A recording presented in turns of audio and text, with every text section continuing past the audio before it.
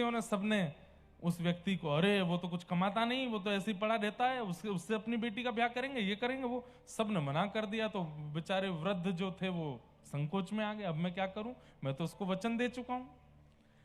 तो जब इतना प्रेशर पड़ा तो वयोवृद्ध ने भी मना कर दिया, भैया देखो हमने कोई तुमसे ऐसी वादा नहीं किया था कि हम नातनी का ब्याह करा ही देंगे। उस युवा ने कहा ब्याह मत कराइए, लेकिन सच तो बोलिए, आपने कहा था कि आप ब्याह कराओगे। और वयोवृद्ध भी अड़ गए, नहीं मैंने नहीं कहा था। पंचायत बैठी तो पंचों ने कहा भैया ये कह रहे हैं कहा था, तुम कह रहे हो नहीं कहा था, कैसे माने?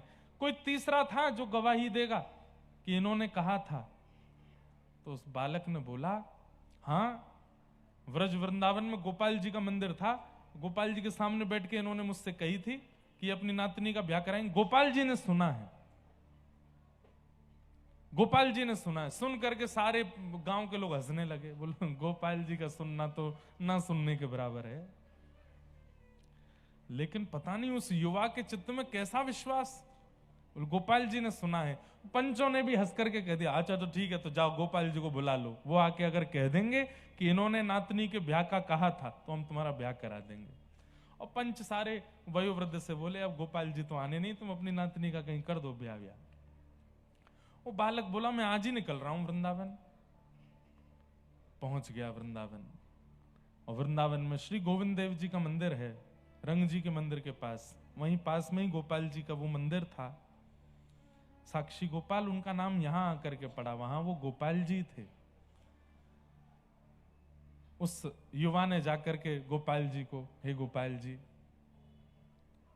आपने सुना था, उन वयोवृद्ध ने आपके सामने वचन दिया था कि वो अपनी नातनी का ब्याह मुझसे करेंगे, आप मेरे साथ चलो, मेरे साथ उड़ीसा चलो और वहां जाकर के सबको साक्षी दे दो कि हां उन्होंने कहा था।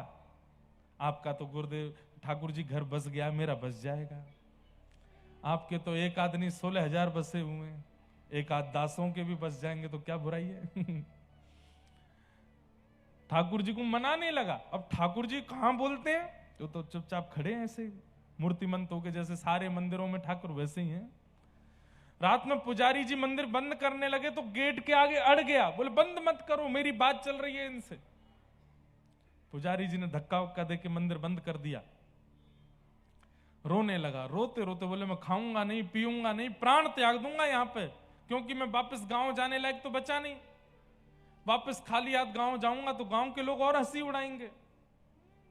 गोपाल जी सबकी लाज रखी आपने, मेरी भी रख लो।